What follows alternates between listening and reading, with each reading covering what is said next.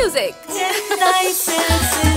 அப்பவும் இப்பவும் எப்பவும் சென்னை அதிரடி கலெக்ஷன் சரவெடி செலிப்ரேஷன்.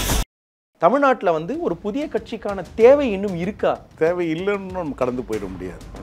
ஏன்னா நீங்கள் துவக்கத்தில் சொன்ன மாதிரி நிறைய கட்சிகள் இந்த மண்ணில் உதயமாக இருக்கிறது. அந்த இயக்கங்கள்லாம் இருந்ததா அப்படின்னா, எந்த சித்தாந்தத்தை முன்வைத்து தலைவர் வைகோ அவர்கள் ஒரு இயக்கத்தை கண்டாரோ அதே சித்தாந்தத்தில் அவர் ஆட்பட்டு அந்த இயக்கம் காணாமல் ஒரு தீர்வுவாதைக்கு நிலைக்கு தள்ளப்பட்ட காரணத்தினால் நாங்கள் நீதி கேட்டு வீதிக்கு வந்திருக்கிறோம். எனவே எங்களுக்கு ஒரு இயக்கம் தேவை, ஒரு அடித்தளம் தேவை, ஒரு களம் அமைக்க வேண்டும். தமிழ்நாட்டின் உரிமைகளுக்காக போராட வேண்டிய களங்கள் நிறையவே இருக்கின்ற காரணத்தினால் ஒரு முன்கள பணியாளராக போராடுவோம் என்ற உணர்வில் தான் நாங்கள் இப்பொழுது ஒரு இயக்கத்தை காண இருக்கிறோம். ஒரு திராவிட கட்சிகள்னு இதை எடுத்துக்கிட்டாலே உட்கட்சி பிரச்சனைப்பா, அவங்க ஒரு புதுசா கட்சி ஆரம்பிக்கிறாங்க, மக்கள் நலம்னு இதுக்கு வந்து ஒரு முலாம் பூசுகிறார்கள்.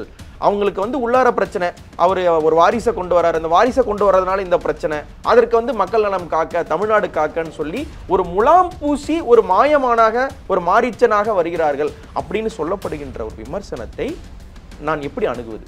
உட்கட்சி ஜனநாயகத்தை பாதுகாப்பதற்காகத்தான் நாங்கள் வெளியே வருகிறோம், மாற்றம் இல்லை.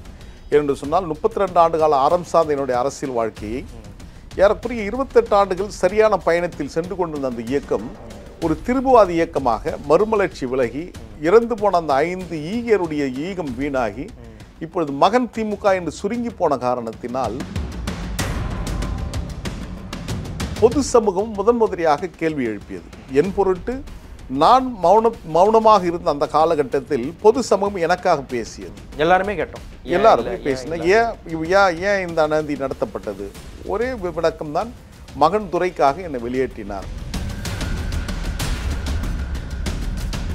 வைகோ சொன்னதற்கும் அண்ணன் மல்லை சத்யா சொல்வதற்கும் பெரிய வேறுபாடு என்ன? தலைவர் வைகோ பொறுத்த ஒரு திட்டம் இருந்திருக்கலாம், திமுகவுடைய தலைவராக வர வேண்டும் என்று ஒரு கனவு இருந்திருக்கலாம். கலைஞருக்கு பின்னால் அவர் அந்த இடத்துக்கு இருந்திருக்கலாம். நான் ஒருவேளை இருந்திருக்கலாம் தான் சொல்றேன். ஆனால் எனக்கு ஒருபோதும் அது போன்ற ஒரு துளி எண்ணம் கூட எனக்கு இல்லை. அதிமுக தலைவராகும் எண்ணமும் கிடையாது. நான் கடைசி வரையிலும் தலைவர் வைகோடைய தொண்டனாக இருந்து விட்டு போக வேண்டும் நான் நினைத்தவர். அப்போ இது போன்ற நிலைப்பாடுகள்லாம் என்னை களங்கப்படுத்துவது, அலட்சியப்படுத்துவது, அவமானப்படுத்துவது என்று தொடர்ச்சியாக செய்து கொண்டிருந்தால் அது கடைசி 4 ஆண்டுகளாகும். எனவே தான் என்னுடைய பாஸ்போர்ட் வெளிப்படையாக சொல்றதுன்னா அவருடைய துரை வைகோவுடைய பிரவேசத்துக்கு பின்னால் எடுத்துக்கலாமா? துரைன்னு சொன்னால் நல்லா இருக்கும்னு நினைக்கிறேன். ஏன்னா வைகோ என்று சொல்வதற்கு ஒரு தகுதி வேணும். அந்த தகுதி குறைந்தபட்சம் துரை கிடையாது. நீங்கள் ஆரம்பித்திருக்கக்கூடிய அல்லது முன்னெடுத்து செல்லக்கூடிய இந்த கட்சிக்கு, இயக்கத்திற்கு என்ன பெரிய அறைகூவல், என்ன பெரிய முழக்கங்கள் முன்வைக்கதா இருக்கிறீங்க? இல்லை, இதுவரையில் நாங்கள் எந்த முழக்கத்தை முன்வைத்து நகர்த்தினோமோ அந்த முழக்கம் இனி ஒரு இடத்துல செய்ய முடியாத சூழல் ஏற்படுகிறது. அதற்காக அந்த முழக்கத்தை நாங்கள் மறுதளித்து விட்டு நாங்கள் கடந்து போகவும் தயாராக இல்லை. இந்த மண் திராவிட மண். வணக்கம். தலைவர்களால் அறியப்பட்ட இயக்கங்கள் இருக்கின்றன, தொண்டருடைய வலிமைகளால் மட்டும் அறியப்படுகின்ற இயக்கங்களும் இருக்கின்றன. ஆனால் தலைவர்களை தவிர்த்து, தொண்டர்களையும் தவிர்த்து, கள வீரர்களால், தளபதிகளால் அறியப்பட்ட இயக்கம், தளபதிகளுடைய செயல்பாடுகளால் தன்னுடைய வீச்சை அதிகரித்து கொண்ட இயக்கங்கள்னு சிலது தான் இருக்கும். அப்படிப்பட்ட ஒரு கள வீரரை இன்று நாம் காண இருக்கிறோம். மல்லை சத்யா அவர்கள். வணக்கம் ஐயா. வணக்கம். எப்படி இருக்கீங்க சார்? நலமாக இருக்கும், மகிழ்ச்சியாக இருக்கும். அரசியல் நிலவரம் எப்படி போய்கிட்டு இருக்கு? நிறைய கட்சிகள் புதுசாக வந்திருக்காங்க, கால ஓட்டத்தில் காணாமல் போயிருக்கிறார்கள். அதை தாண்டி ஒரு சைசபிளான ஓட் பேங்க் வாங்கும் அளவுக்கு வளர்ந்தும் இருக்கிறார்கள். தமிழ்நாட்டில் வந்து ஒரு புதிய கட்சிக்கான தேவை இன்னும் இருக்கா? தேவை இல்லைன்னு நம்ம கடந்து போயிட முடியாது. ஏன்னா நீங்கள் துவக்கத்தில் சொன்ன மாதிரி நிறைய கட்சிகள் இந்த மண்ணில் உதயமாக இருக்கிறது. அந்த இயக்கங்கள்லாம் இருந்ததா அப்படின்னா தலை சிறந்த ஆளுமைகள், இந்தியாவில் பேசப்படுகின்ற ஆளுமைகள். சக்கரவர்த்தி ராஜகோபால் ஆச்சாரியார் நாட்டுடைய தேச மகாத்மா காந்தியுடைய சம்பந்த உறவு கொண்டவர். அவர் உருவாக்கிய கட்சியுடைய பேர் சுதந்திரா கட்சி. அவர் காலத்திற்கு பின்னால் அந்த இயக்கம் என்ன ஆனதுன்னு தெரியாது. அடுத்ததாக லண்டன் சென்று பாரிஸ்டர் பட்டம் பெற்றவர், உடல் மண்ணுக்கு உயிர் தமிழுக்கு என்று சொன்ன ஐயா சீபா ஆதித்தனார் அவர்கள் நாம் தமிழர் இயக்கத்தை உருவாக்கினார். அவர் வாழும் காலத்திலே 1967 திராவிட முன்னேற்ற கழகத்தில் அந்த இயக்கத்தை இணைத்து விட்டார். தமிழ்நாட்டுடைய எல்லை என்பது வடவேங்கடம் தென்குமரி ஆழியடை தமிழ் கூறும் நல்லுலகம் என்று சொல்வார்கள். வடவேங்கடம் என்பது மாலவன் குன்றம், அதுதான் வைணவத்துடைய திருப்பதி. ஆனால் மொழிவாரி மாநிலங்கள் பிரிக்கப்பட்ட போது மாலவன் குன்றத்தை இழந்து வேலவன் குன்றத்தையாவது தக்க வைக்க வேண்டும் என்று போராட்டம் நடத்தியவர் பேருடையது மாப்போசி. அவர் உருவாக்கிய கட்சியுடைய பேர் தமிழரசு கட்சி. அந்த கட்சியும் காலாவதியாகி போய் அவரும் சட்ட மேலவையுடைய தலைவராக இருந்து ஆக சிறந்த அவர் பேசுகிறார் என்றால் கண்ணகியும் கோவலனும் மாதவியும் வந்து நம் முன்னே நிற்கின்ற ஒரு அந்த அற்புதமான காட்சிகளை கொண்டு வந்து நிறுத்தக்கூடிய ஆக சிறந்த ஆள். சிலம்பொலி செல்வர் அவருக்கு சிலம்பொலி ஒரு மிகப்பெரிய ஆளுமை. அவர் உலகத்தில் இவருக்கு நிகரான ஒரு நடிகன் இல்லை என்று போற்றப்பட்ட நடிகர் திரு சிவாஜி கணேசன் அவர்கள். அவர் உருவாக்கிய இயக்கம் தமிழக முன்னேற்ற முன்னணி என்னானதுன்னு தெரியாது. சில்வர் டங் ஆரைட்டர் என்று போற்றப்பட்டவர் இந்திய அரசியலில், தமிழ்நாட்டு அரசியலில். இந்தி பேசாத மக்கள் அந்த விரும்புகின்ற வரையில் இந்தி திணிக்கப்படாது என்கின்ற அந்த உத்தரவாதத்தை பெற்றுத்தந்தவர் வந்து நேருவிடம் வந்து பெற்றுத்தந்தவர் வந்து சொல்லின் செல்வர் வி.கே. சம்பத் அவர்கள். அவர் உருவாக்கிய கட்சி வந்து தமிழ் தேசிய கட்சி. நான் சொன்ன இத்தனை கட்சி என்பதனை கடந்து ஒரு மிகப்பெரிய ஆளுமைகள் அவர்களால் ஒரு இயக்கத்தை நடத்த முடிகிறதா என்று சொன்னால் அது கால ஓட்டத்தில் மிகப்பெரிய கேள்விகளாகத்தான் இருந்திருக்கிறது. ஆனால் கொள்கை சார்ந்து நிற்கின்றவர்கள் தேவைப்படுகிறார்கள் என்பது மாற்றமில்லை. நாங்கள் இப்பொழுது ஒரு இயக்கமோ அல்லது கட்சியோ அமைப்போ உருவாக்குவதற்கான காரணம் 1916ஆம் ஆண்டு நவம்பர் 20ஆம் தேதி தென்னிந்திய நலவுரிமைச் சங்கம் இந்த மண்ணில் உருவானது. அந்த நாளில் தான் எங்களுடைய இயக்கத்துடைய பெயர் அடுத்த மாதம் நாங்கள் அறிவிக்க இருக்கிறோம். அதனுடைய தேவை இந்த மண்ணுக்கு இருந்தது என்பதில் மாற்றம் இல்லை. அந்த இயக்கம்தான் 1926க்கு பின்னால் 37க்கு பின்னால் சுயமரியாதை இயக்கத்துடன் இணைந்து திராவிட கழகமாக மாறுகிறது. அதுதான் 1949இல் திராவிட முன்னேற்ற கழகம், 1972இல் அனைத்து இந்திய அண்ணா திராவிட முன்னேற்ற கழகம், 1994 மே 6இல் மறுமலர்ச்சி திமுக என்று பல்வேறு பரிணாமங்கள் பெற்று வந்திருக்கிறது. அதனுடைய தொடர்ச்சியில் வந்த நாங்கள் இப்பொழுது உட்கட்சி ஜனநாயகத்திற்காக போராட வேண்டிய துர்பாக்கிய நிலைக்கு தள்ளப்பட்டிருக்கிறோம். எந்த சித்தாந்தத்தை முன்வைத்து தலைவர் வைகோ அவர்கள் ஒரு இயக்கத்தை கண்டாரோ அதே சித்தாந்தத்தில் அவர் ஆட்பட்டு அந்த இயக்கம் காணாமல் ஒரு தீர்வுவாத நிலைக்கு தள்ளப்பட்ட காரணத்தினால் நாங்கள் நீதி கேட்டு வீதிக்கு வந்திருக்கிறோம். எனவே எங்களுக்கு ஒரு இயக்கம் தேவை, ஒரு அடித்தளம் தேவை, ஒரு களம் அமைக்க வேண்டும். தமிழ்நாட்டின் உரிமைகளுக்காக போராட வேண்டிய களங்கள் நிறையவே இருக்கின்ற காரணத்தினால் தந்தை பெரியார் பேரறிஞர் அண்ணா இருந்த காலகட்டத்தில் இல்லாத பேராபத்து இப்பொழுது தமிழ்நாட்டை சூழ்ந்திருக்கிறது. மதவாத சக்திகள் சூழ்ந்து கொண்டிருக்கின்ற காலகட்டம். மதவாதம் என்பது ஜனநாயகத்துக்கு விரோதமான ஒன்று. காரணம் அதுதான் ஏற்றத்தாழ்வுகளை போதிப்பது, அதுதான் வர்ணாசிரம சிந்தனைகளை உருவாக்குவது. ஜனநாயகம் என்பது சமத்துவத்தை போதிப்பது. எனவே அந்த ஜனநாயகத்திற்கு ஏற்பட்டுக்கின்ற ஆபத்தை பாதுகாக்க வேண்டிய களத்தில் ஒரு முன்கள பணியாளராக போராடுவோம் என்ற உணர்வில் தான் நாங்கள் இப்பொழுது ஒரு இயக்கத்தை காண இருக்கிறோம். எனவே இந்த இயக்கம் தமிழ்நாட்டிற்கு அவசியம் தேவை என்பதை கால ஓட்டத்தில் தமிழ்நாட்டு மக்கள் ஏற்றுக்கொண்டது எங்களை அங்கீகரிப்பால் என்ற நம்பிக்கை எனக்கு இருக்கிறது. சிறப்பு சார். குதர்க்கமான ஒரு கேள்வியாக இதை நான் முன்வைக்கிறேன். இந்த கேள்வியோட வீரியம் அறிந்தே வைக்கிறேன். இப்போது திமுக அதிமுக விட்டுடுங்க, ஒரு பெரிய கட்சிகள் தமிழ்நாட்டை வந்து 60 நெடுங்காலம் ஆட்சி செய்த கட்சிகள். ஆனால் இவங்கள்டேருந்து பிரிந்து வந்த கட்சிகள் ஆகட்டும், நீங்கள் சொன்ன பல ஆளுமைகள் இருந்திருக்கிறார்கள். அப்புறம் மனதாங்கல் ஏற்பட்டு பிரிந்து போனவங்க இருக்கிறாங்க. நீங்கள் எஸ்டிஎஸ்லேருந்து நாஞ்சில் மனோகரன்லேருந்து ஆரம்பிலேருந்து பன்ருட்டி ராமச்சந்திரன்லேருந்து நீங்கள் அந்த அந்த சீனியர் பேட்ச்லேருந்து நீங்கள் கணக்கெடுத்து தற்போது எனக்கு தெரிந்த வகையில் ஒரு பெரிய சைசபிளான வெளியேற்றம் அப்படின்னா பாமகலேருந்து வேல்முருகன் வந்ததில். இப்போ வந்தவர்கள் எல்லாருமே வந்து எனக்கு ஒரு பெரிய லட்சிய நோக்கு இருக்குது, இல்லை ஒரு பேர் ஆபத்து இருக்குது அப்படின்றத தாண்டி எனக்கு ஒரு உட்கட்சியில் இருக்கக்கூடிய ஒரு மனக்கசப்பு இருக்குது, அல்லது ஒரு மாற்றாந்தாய் மனப்பான்மையோடு ஒரு அணுகும் போக்கு இருக்குன்னு சொல்லி வருவது. ஒரு திராவிட கட்சிகள்னு இதை எடுத்துக்கிட்டாலே உட்கட்சி பிரச்சனைப்பா, அவங்க ஒரு புதுசாக கட்சி ஆரம்பிக்கிறாங்க, மக்கள் நலம்னு இதுக்கு வந்து ஒரு முலாம் பூசுகிறார்கள். அவங்களுக்கு வந்து உள்ளார பிரச்சனை, அவர் ஒரு வாரிசை கொண்டு வர்றாரு, அந்த வாரிசை கொண்டு வர்றதுனால இந்த பிரச்சனை, அதற்கு வந்து மக்கள் நலம் காக்க, தமிழ்நாடு காக்கன்னு சொல்லி ஒரு முலாம் பூசி ஒரு மாயமானாக ஒரு மாரீச்சனாக வருகிறார்கள் அப்படின்னு சொல்லப்படுகின்ற ஒரு விமர்சனத்தை நான் எப்படி அணுகுவது? இல்லை, அதில் மாற்றுக்கிறல. அப்படி ஒரு கேள்விகள் ஜனநாயகத்தில் டெமோக்ரஸி மீன் டிஸ்கஷன் என்று சொல்வார்கள். விவாதித்து நல்ல கருத்துக்களை எடுத்துக்கொள்வது தான்.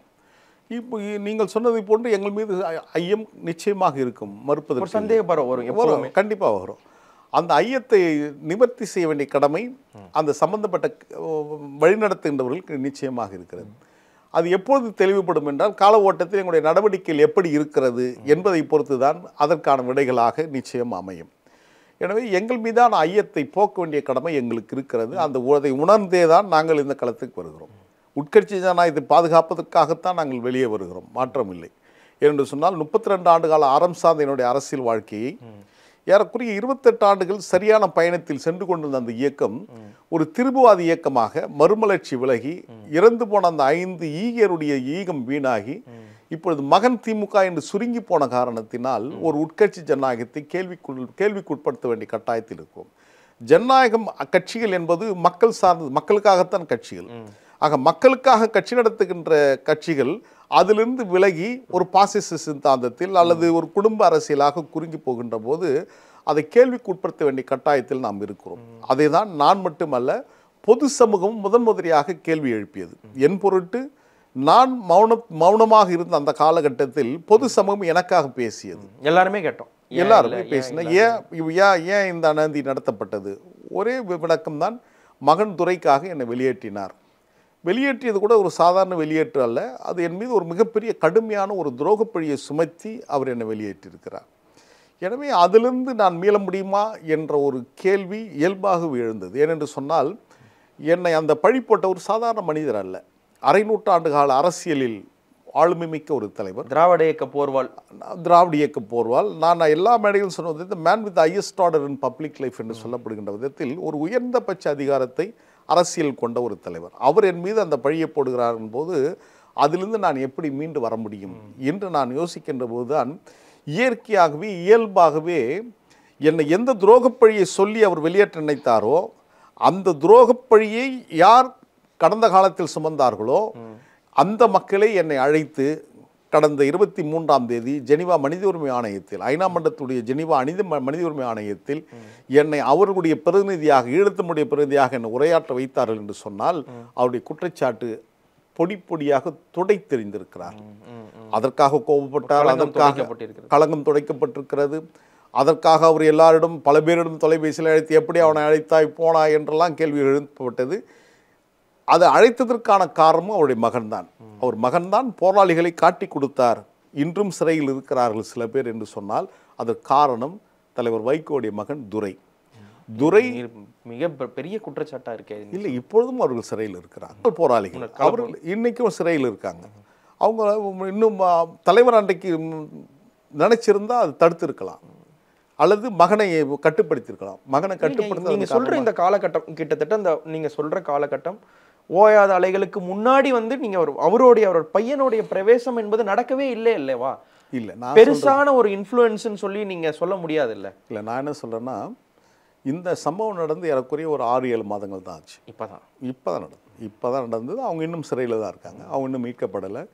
அவங்களுக்கு இன்னும் பிணை கிடைக்கல. அதுக்காக பல பேர் போராடுறாங்க. ஆனால் வைகோ மௌனத்தை கடைபிடித்தார். காரணம் தன் மகனுக்காக, காரணம் மகனால் காட்டி கொடுக்கப்பட்ட காரணத்தினால். எனவே அவர்கள் இவர் மீது கோபத்தில் கொண்டிருக்கிறார்கள். எனவே என் மீதான சொல்லப்பட்ட அந்த வார்த்தை அது அவர்களுக்காகவே புரிந்திருக்கிறது என்பதை இப்பொழுது அவர்களே உணர்ந்திருக்கிறார்கள். அவர்களும் அதை சுட்டி காட்டுகிற இடத்திற்கு நிலைமைகள் மாறிக்கொண்டிருக்கிறது என்பதையும் நான் உங்கள் மூலமாக சொல்வதில் கடமைப்பட்டிருக்கின்றேன். ஒரு டெம்ப்ளேட் முன்வைக்கப்படும்ல சார். இப்போது ஒரு திமுகவில் இருப்பவர்களுக்கு கலைஞராகி விடுதல் அப்படின்றது ஒரு லட்சிய கனவாக இருக்கும். அதிமுகவில் அது இப்போ வேற மாதிரி இருக்கலாம். ஆனால் ஒரு காலகட்டத்தில் எம்ஜிஆர் போல் தன்னை பாவித்துக் கொள்பவர்கள் அல்லது எம்ஜிஆரோடு அலைவரிசையில் ஒத்துப்போகக்கூடியவர்கள் அதிமுகவில். நீங்கள் காங்கிரஸ் இப்போ சிறிய கட்சியாக இருந்தாலும் கூட சத்தியமூர்த்தி, காமராஜர் இந்த மாதிரி ஒவ்வொருத்தர் வச்சுருந்தாங்க. இப்போ கம்யூனிஸ்ட் கேட்டிங்கன்னா நான் தோழர் ஜீவா மாதிரி ஆகணும். அப்படி மதிமுகவில் பார்த்தீங்கன்னா யாரை கேட்டாலும் தன்னை ஒரு வைகோ போல் ஆக வேண்டும், ஒரு வைகோ ஆக வேண்டும்னு தன்னை வருத்தி கொண்டவர்கள் அதிகம் இல்லையா? வருத்தி கொண்டவர்களும் அதிகம். திமுக மேலே என்ன குற்றச்சாட்டு சொல்லி வைகோ வெளியேறினாரோ அதற்கு கொஞ்சமும் மாறாத டெம்ப்ளேட்டான அதே குற்றச்சாட்டு சொல்லி மல்லை சத்யா வெளியேறி இருக்கிறதன் மூலம் ஒரு வைகோவாகவே மல்லை சத்யா ஆகிவிட்டார்னு ஒரு குற்றச்சாட்டு நான் சொன்னேன்னா அதை நீங்க எப்படி மறுப்பீங்க ஐயா? இல்லை, நான் வைகோவாக ஒருபோதும் மாறிட முடியாது. காரணம் இல்லை, நான் எக்ஸாக்டா சொல்ல. ஆனால் வைகோவுடைய டிஎம்கே எக்ஸிட்டுக்கும் மல்லை சத்யாவுடைய மதிமுக எக்ஸிட்டுக்கும் பேர்களும் கட்சி பேர் மட்டும்தானே வேற. மகனுக்காக நீங்க இப்படி பண்ணிட்டீங்க, நான் இருந்திருக்கணும் அப்படின்னு சொன்னார், என் மேல் கொலைப்பழி சுற்றி விட்டார் அப்படின்னு வைகோ சொன்னதற்கும் அண்ணன் மல்லை சத்யா சொல்வதற்கும் பெரிய வேறுபாடு என்ன? இல்லை, தலைவர் வைகோவை பொறுத்த ஒரு திட்டம் இருந்திருக்கலாம். திமுகவுடைய தலைவராக வர வேண்டும் என்றும் ஒரு கனவு இருந்திருக்கலாம். கலைஞருக்கு பின்னால் அவர் அந்த இடத்துக்கு இருந்திருக்கலாம். நான் ஒருவேளை இருந்திருக்கலாம் தான் சொல்கிறேன். ஆனால் எனக்கு ஒருபோதும் அது போன்ற ஒரு துளி எண்ணம் கூட எனக்கு இல்லை. மதிமுக தலைவராகும் எண்ணமும் கிடையாது. நான் கடைசி வரையிலும் தலைவர் வைகோடைய தொண்டனாக இருந்து விட்டு போக வேண்டும் நான் நினைத்தவன். அவருடைய மகன் துரையினுடைய வருகை கூட நான் மறுதளிக்கவில்லை, வரட்டும் நான் நினைச்சேன். காரணம், எனக்கான ஒரு அரசியல் பயணத்தை தலைவர் வைகோ நீண்டு கொடுத்தவர். எனவே அவருடைய மகன் வருவதை நான் வரவேற்றவன் துவக்கத்தில். ஒரு அரசியல் வாரிசு அறியப்பட்டவர் நீங்க தான். அரசியல் வாரிசாக நான் அடையாளப்படுத்தப்பட்டவன். நான் தான் பல மேடைகளை சொல்லியிருக்கிறேன். ஜெர்மனியில் யூதகுலத்தில் பிறந்த கார்ல் மார்க்ஸுடைய வாரிசு ஜெர்மனிலேயோ யூதகுலத்திலே பிறக்கல, மாறாக நாடு விட்டு நாடு ரஷ்யாவில் தான் லெனின் என்று அடையாளம் காட்டப்பட்டார். அதை கடந்து கீபாவுடைய பெடல் காஸ்ட்ரோ என்று அடையாளம் காட்டப்பார். அவரை கடந்து சீனத்துடைய மாவோ என்று அடையாளம் காட்டப்பட்டது. இதுதான் பொதுவுடைமை இயக்கத்துடைய சித்தாந்தம். இதுதான் லெகசி என்று சொல்லப்படுகின்ற அரசியல்வாதி. நாட் பயாலஜிக்கல், எதுவும் நாட் பயாலஜிக்கல். அதே போல் இங்கே திராவிட இயக்கத்தில் பொறுத்தவரையிலும் சர்பிட்டி தியாகராயர், TM நாயர், நடேசனார் இவர்களுக்கும் குடும்பங்கள் உண்டு, பிள்ளைகள் உண்டு, எல்லாம் இருக்கிறது. அண்ணா எல்லாரும். ஆனால் அவருடைய வாரிசு யார் என்று சொன்னால் பெல்லாரி சிறையில் அடைப்பட்டிருந்த தந்தை பெரியார் என்று காலம் அடையாளம் காட்டியது. தந்தை பெரியார் வீட்டு பிள்ளை EVK சம்பத் இருந்தார், EVK இளங்கோவன் இருந்தார், எல்லாரும் இருந்தாங்க. அவங்கள ஏன் வாரிசாக கொள்ளவில்லை? ஏன் காஞ்சியில் ஈரோட்டில் பிறந்த பெரியாருடைய வாரிசு காஞ்சியில் பிறந்த அண்ணா என்று காலம் அடையாளம் காட்டியது. அண்ணாவுக்கும் பிள்ளைகள் இருந்தார்கள், பரிமளம், டாக்டர் இளங்கோவன், கௌதமெல்லாம் இருந்தாங்க. அவங்க ஏன் அடையாளம் காட்டப்படவில்லை? முத்தமிழ் டாக்டர் கலைஞர் என்று காலம் அடையாளம் காட்டியது. அவருக்கு பின்னால் யார் என்பதை காலம் தேடிக்கொண்டிருக்கின்ற அந்த காலகட்டத்தில் தான் இவர்களெல்லாம் வாரிசு இருக்கிறார்களே, குடும்ப வாரிசு, அவர்கள் யார் என்று கேட்டால் சொத்துக்கான வாரிசுகள். கொள்கை வாரிசு என்பது வேறு. இங்கேயும் தலைவர் வைகோவுடைய மகன் துரை தலைவர் வைகோவுடைய சொத்துக்கான வாரிசாக வேண்டுமானால் ஆக முடியலாம். ஆனால் கொள்கைக்கான வாரிசாக அவர் ஒருபோதும் பரிணமிக்க முடியாது. அதற்கான குறைந்தபட்ச தகுதி கூட அவர் வளர்த்து கொள்ளவில்லை என்பது ஜனநாயகத்தில் நாங்கள் உணர்ந்த ஒரு சில ஆண்டுகளில் தான் நான் உணர்ந்திருக்கிறேன். அவருடைய நீண்ட நெடிய பயணம் நான் மேற்கொண்டேன். இப்போ இதை நான் எப்படி எடுத்துக்கலாம்னா, அவர் வருவதை அவரோட வருகையை நான் எதிர்க்கல, ஆனா கொள்கை வாரிசுக்காக தன்னை தகவமைச்சுக்கலன்ற பாயிண்ட்ல இருந்து நீங்க விமர்சிக்கிறீங்கன்னு எடுத்துக்கலாமா? மூத்தவர்கள் வருவதையே எதிர்க்கிறீங்களா? இல்ல வருவதை நான் எதிர்க்கல, ஆனா அவருடைய அந்த தலைவர் என்ற ஸ்தானத்திற்கான தகவமைப்பு அவருக்கு இன்னும் பத்தலன்ற குறைந்தபட்சம் கூட இல்லை. அவர் முதல்ல அவர் தன் நிழலை கூட நம்ப மாட்டார். அவருக்கு ஆலோசனை செல்வது பிடிக்காது.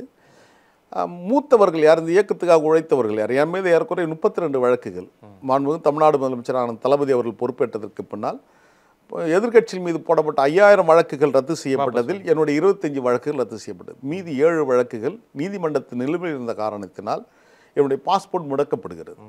5 முறை சிறை சென்றிருக்கிறேன். அப்போது என்னுடைய பாஸ்போர்ட் முடக்கப்படுகின்ற போது என் தலைவர்கிட்ட தான் நான் போய் முறையிடணும். அப்போ எனக்கு வந்த அந்த கடிதத்தை நான் தலைவருக்கு அனுப்பிச்ச போது அவர் தலைவர் எனக்கு பதில் சொல்லியிருக்கணும்.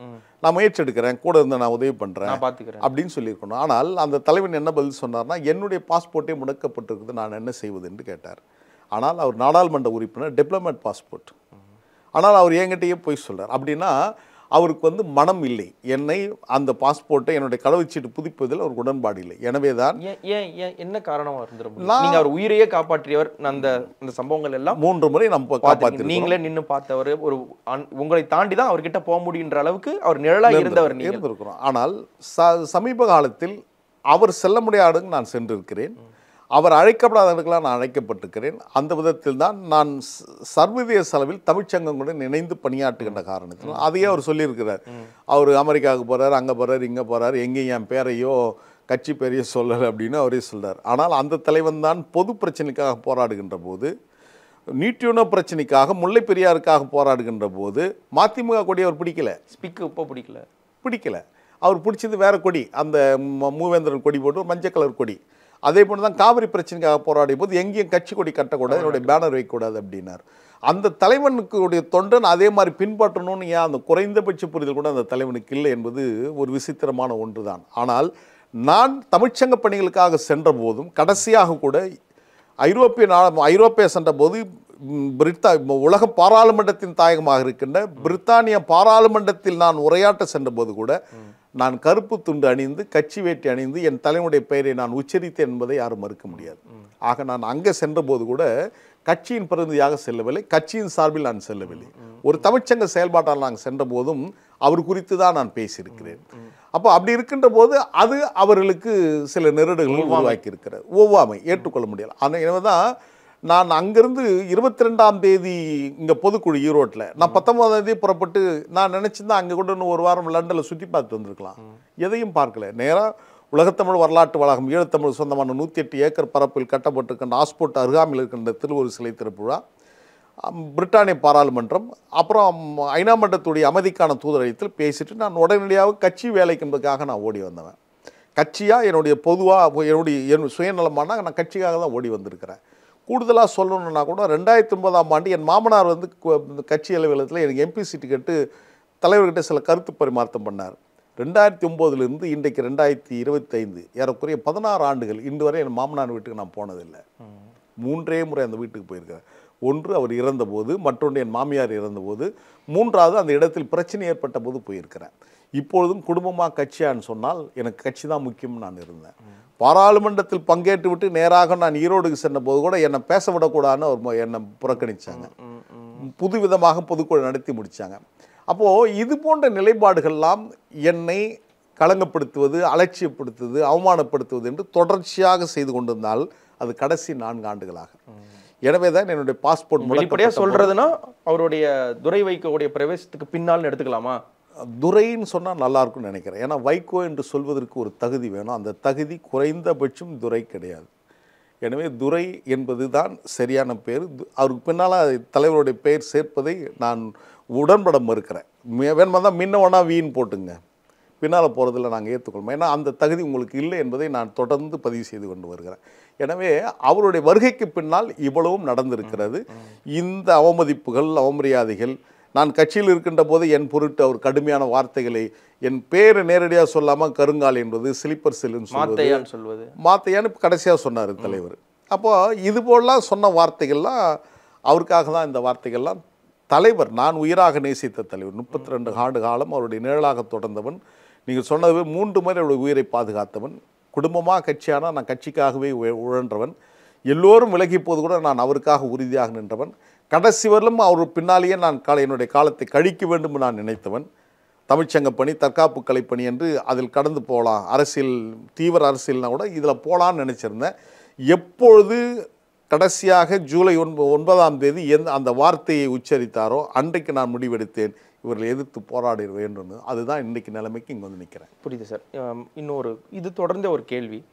ஒரு வலிமையான நிலையில் மதிமுக இருக்கிறதுன்னு வைத்துக்கொள்வோம். ஒரு ரொம்ப ஸ்ட்ராங்காக இருக்காங்க, ஒரு 30-35 எம்எல்ஏ இருக்காங்க, ஒரு 10-15 எம்பி இருக்காங்க. அந்த மாதிரியான நேரத்தில் ஒருத்தர் பிரிந்து வந்தால் அது புரிந்து கொள்ள முடியும்.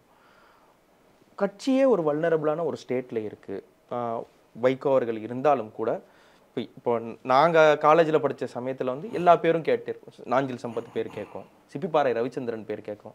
அதற்கு முன்னாடி கொஞ்சம் போனால் எல்ஜி, செஞ்சி ராமச்சந்திரன், கண்ணப்பன், எல்லாரோட பேரும் இந்த மாதிரி கேட்டுக்கிட்டே இருக்கும். அப்படி அந்த மாதிரியான பேச்சாளர்களும் அருகிய ஒரு சூழல்ல, பெரிய எம்எல்ஏக்கள் பலமும் இல்லாத சூழல்ல, எம்பிக்களுடைய பலம் இவரை தாண்டி வேற ஒருத்தரும் இல்லை, கணேசமூர்த்தி தாண்டி வேற பெரிய ஆட்களும் நம்ம அறியப்படவில்லை அப்படின்னு இருக்கக்கூடிய அந்த சூழல்ல ஒரு வலிமை குன்றிய ஒரு நிலையிலே மதிமுக இருக்கும் பொழுது ஒருவேளை இதற்கு மேலும் இங்கே பயணித்தால் நமக்கான ஸ்கோப் இல்லை அப்படின்றதுனால வந்து ஒரு பிளான்ட் எக்ஸிட்டா இது இருக்காதா சார்? நான் கேட்பது அந்த உள்நோக்கம் கற்பிக்கல. இதுல வந்து உங்களுக்கு என்ன அரசியல் ஆதாயம் அதனால போயிட்டீங்களா அப்படின்னு கேட்கல. உயிரையும் பொருட்படுத்தாது, உங்க உயிரையும் பொருட்படுத்தாது அவரை காப்பாற்றிய நிலையில் இருந்த நீங்கள், இன்னும் சொல்ல போனா அவர் மாத்தையான்னு உங்களை சொல்றாரு. நாங்க பேச்சுவாக்கில் சொல்லும்போது கூட இவர் ஒரு பொட்டு அம்மான் இடத்தில் இருந்தவர், மாத்தையா இடத்தில் இருந்தவர் அல்ல. அப்படி வந்து ஒருத்தரை காப்பாற்றி லாபம், மதுராந்தகம், அந்த தோல்விகள் எல்லாத்தையும் பார்த்த பின்னும் கூட அவரோடு இருந்த ஒருத்தர் ஒரு மோஸ்ட் வல்னரபிள் பீரியட்ல எம்டிஎம்கே இருக்கும்பொழுது இந்த வெளியேறுதல் உண்மையிலே நியாயமானதா? அப்படி என்ன இதை தாண்டிய ஒரு பெரிய நியாயம்? ஒரு உயிராக நீங்க நேசித்த கட்சியை விட்டு வெளியேற வேண்டிய அளவுக்கு அங்க என்ன பெரிய நியாயம் இருக்குன்னு கேட்கிறேன். அவ்வளவு நியாயம் இருக்கு. நான் மதிமுகவிலிருந்து வெளியேற நினைத்தது ஒரே ஒரு சந்தர்ப்பத்தில் மட்டும்தான். அது வந்து 2006ஆம் ஆண்டு எந்த பொடா சட்டத்தில் தலைவர் வைகோவையும் அண்ணன் கணேசமூர்த்தி, புலவர் செவந்தியப்பன், சுந்தரம் மொத்தம் 9 பேரை கைது செய்து சிறையில் அடைத்தார்களோ, அப்போது அதே அதிமுக கூட்டணி வைக்க போகும்போது எனக்கு மனசு உறுத்தலாக இருந்தது. நான் கூட்டணிக்கு போகக்கூடாதுன்னு கடுமையாக போராடியவனுங்க. என்னுடைய கருப்பு சட்டை கழட்ட மாட்டேன்னு சொல்லிட்டு இருந்தாங்க. ஏறக்குறைய 4 ஆண்டுகள் கருப்பு திருச்சி மாநாடு முன்னாடி வரைக்கும் திமுகவோட தான் அப்படின்னு பேச்சு இருந்தது. அன்னைக்கு முன்னேறம் கூட, அன்னைக்கு மாநாட்டுக்கு போகிறதுக்கு கொஞ்சம் நேரத்துக்கு முன்னே, அன்னைக்கு மாலையில் மாநாட்டுக்கு போகிற காலையில் என்னை வீட்டுக்கு வர சொல்கிறாரு. முதல் மாடியில் உட்காந்துட்டு இருக்கிறாரு. ட்ராயின்னு ஒரு திரைப்படம், அக்கிலிஸோட வீரகாவியம். நான் போகும்போதெல்லாம் அந்த கிரேக்கத்துடைய மன்னன் அடமன் பேசுவான், யுத்தம் என்றால் போகிற வீரர்கள் சாவதும் அதை தலைவர்கள் சிலாகித்து பேசுவதும் வாடிக்கை தானே அப்படின்னு சொல்கின்ற அந்த காட்சி என் மனசு முன்னால் இப்போ நிற்குது. அதை பார்த்துட்டே இருக்கிறார். அப்புறம் நான் போனதும் வாங்கன்னு உட்கார வைக்கிறார். அப்போ சொன்னார், இப்போ தான் வண்டியிலேருந்து ஃபோன் வந்தது அப்படின்னார். வண்டியிலேருந்து ஃபோன் வருதுன்னா முக்கியமான ஃபோனாக தானே இருக்கும் அப்படின்னா. இல்லை, இப்போ தான் ஒரு அரசியல் பிரிவு தலைவர் பேசினார். என்னென்ன சொன்னார் அப்படின்னாரு. இந்த மாதிரி அதிமுக கூட்டணி போக சொல்கிறார் அப்படின்னாரு. அதிசயமாக இருந்தது, ஷாக்காக இருந்தது. இப்படி அதுவும் ஒரு பொடா சட்டத்துக்கு எதிராக. இல்லை, அதுக்கு முன்னாடி நாடாளுமன்றத்தில் 4 MP தொகுதி ஜெயிச்சிருக்கீங்கல்ல, 4 பேர் ஜெயிச்சிருக்கீங்க. இதுக்குள்ள ஏன் அப்போ ஏன் அவங்க சொல்லலை நீங்கள் வந்து அதிமுக கூட்டணி போக சொல்லி? இணையாத கலைஞரும் வைக்கோமே இணைஞ்சிட்டாங்க.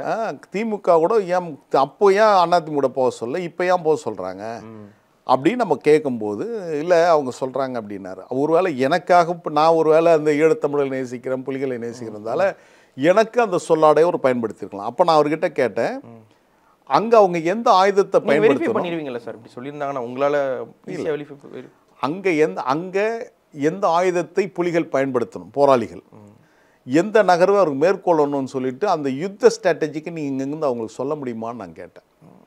முடியாது. பாலசிங் இருந்த டைம் தானே சார்? இல்லை, அவர்தான் இறந்த கடைசியான யுத்த காலம். அப்போது அதற்கு பின்னால் நான் கேட்டேன், இங்கே தமிழ்நாட்டு அரசியலில் என்ன கல நிலவரம் என்கிட்ட கேட்டால் தெரியும். அவங்களுக்கு ஒரு வேளை தெரிஞ்சிருக்கலாம். ஆனால் இங்கே என்ன நகர்வு மேற்கொள்ள வேண்டும், ஒரு கட்சியுடைய தலைவனுக்கு இருக்கிற அந்த அதிகாரத்தை அவங்க எப்படி அதை எடுத்துக்கொள்ளலாம்? தவறான பாதையில் நீங்கள் போகிறீங்கன்னு நான் சொன்னேன். இல்லை, அவங்க சொல்லிட்டாங்க நம்ம வேறு வழி இல்லை அப்படின்ற மாதிரி அன்றைக்கி சொன்னார். ஆனால் அதனுடைய விளைவு இன்ன வரையில் அனுபவிச்சுட்டு வராங்க. அப்போது நான் போகணும்னு நினச்சேன். நான் உண்மையிலே நினைத்தது 2006 இனிமேல் இந்த அரசியல் நமக்கு வேண்டாம், வேண்டாம் அப்படின்னு நினச்சேன். ஆனால் அதுக்கு பின்னாலும் சரி, அவர் சொன்னதால் அவர் பின்னால் நம்ம ஓட வேண்டிய கட்டாயத்தில் இருந்தோம். அப்பொழுது எனக்கு விருப்பமில்லாத எழும்பூர் தொகுதி வாங்கி கொடுத்தாங்க. நான் நிற்க மாட்டேன்னு சொன்னேன். கருப்பு சட்டை மட்டும் போட்டதுக்கு அனுமதிங்க. இந்த கருப்பு சட்டை மட்டும் தான் நீங்கள் 19 மாதம் ஜெயிலில் ஈழத்தமிழுக்காக இருந்தீங்க என்பது நான் ஊர் ஃபுல்லாக சொல்லுவது எனக்கு பயனாக இருக்கும் அப்படின்னு நான் சொன்னேன். வாரம் படம் வரும், வாலிபால் ஆடுறது. அப்போ அந்த கருப்பு ஷர்ட்லாம் எனக்கு கழட்ட வச்சாச்சு. அதுக்கப்புறமா நம்ம போனோம். இப்போது நான் அவரை விட்டு வெளியேறலை. நான் அவருடன் தான் கடைசி வரலும் நீடிக்கும்னு நான் நினச்சேன். அவங்க தான் எல்லாமே ஆகஸ்ட் ஜூலை 9ஆம் தேதி அவர் தான் ஒரு ஊடகத்துக்கு பேட்டி கொடுக்குறாரு. என் பொருட்டு தவறான பிரச்சாரத்தை வைக்கிறாரு. மறுநாள் சென்னை விமான நிலையத்தில் வந்து பேட்டி கொடுக்குறாரு. அப்பொழுதும் தவறான செய்திகள் சொல்கிறாரு. அப்பொழுது நான் அமைதி காத்தேன். தலைவர்கிட்ட பேசலாம் இது குறித்து நான் நினச்சேன். நான் பேச முயற்சி தான். அவர் தொடர்பு வெளிக்கு போயிட்டார். அவர் கூட இருந்தவங்க யாரும் என்னுடைய இணைப்புக்கு வரல.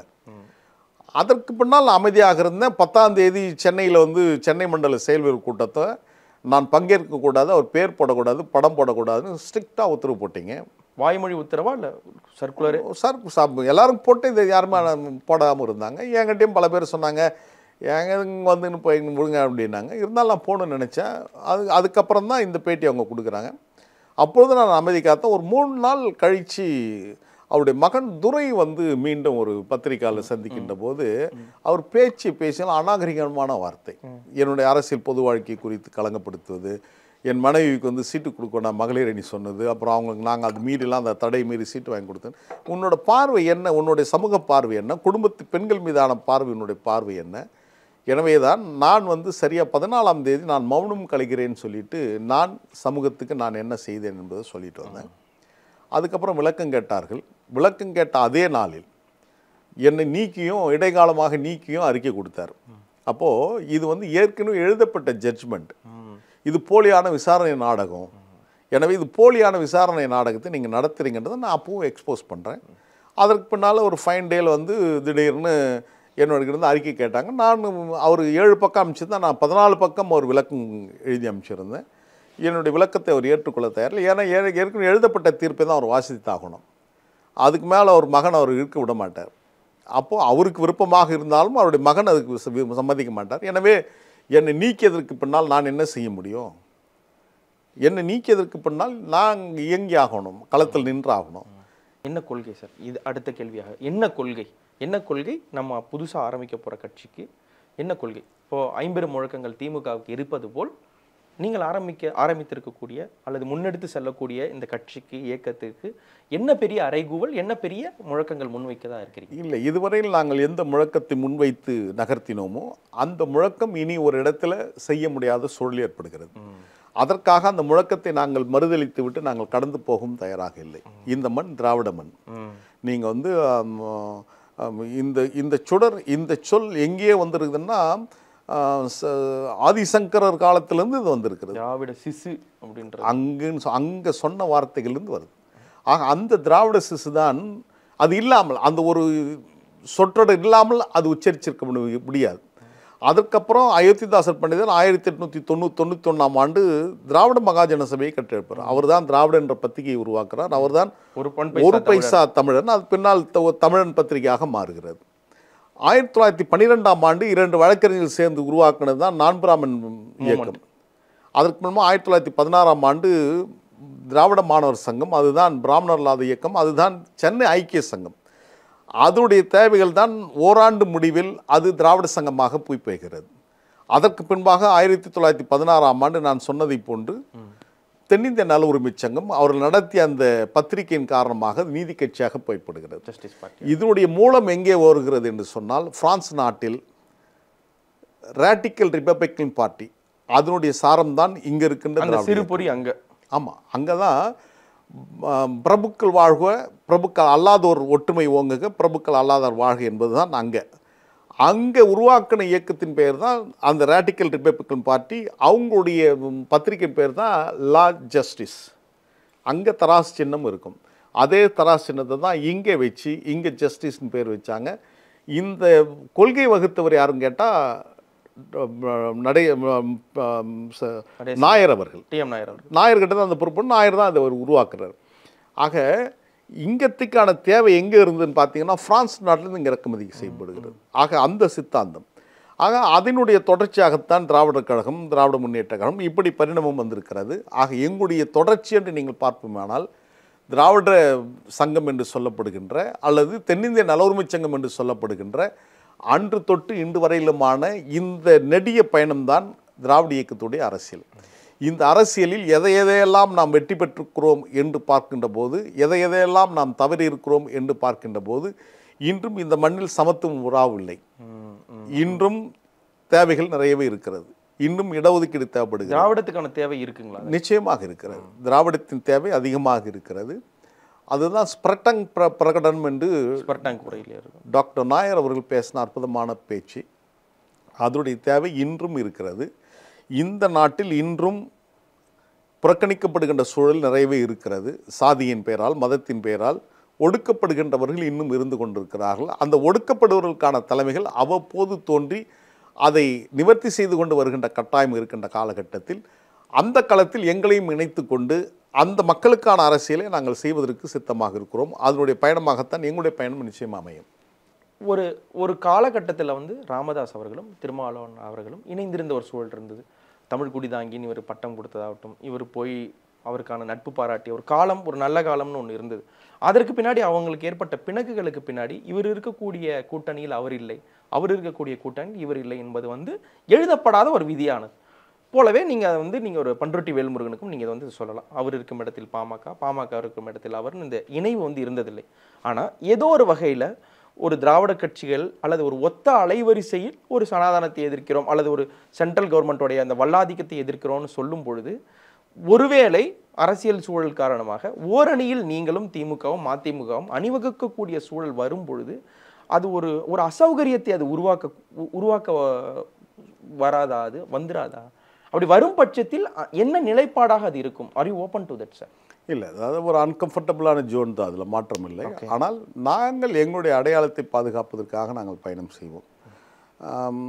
நீங்கள் வந்து தலைவர் வைகோ எடுத்துக்கொண்டால் அவருடைய முரண்பாடுகள், அரசியல் நிலைப்பாடுகள் கடுமையான விமர்சனத்துக்கும் நிந்தனைக்கும் ஆளாகப்பட்டது என்பதை மறுப்பதற்கில்லை.